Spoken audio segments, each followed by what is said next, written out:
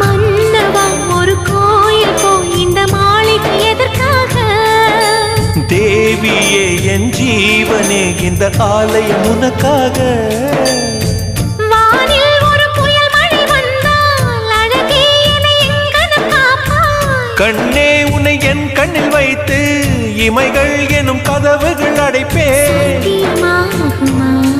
நான் சத்தியம் செய்யவா?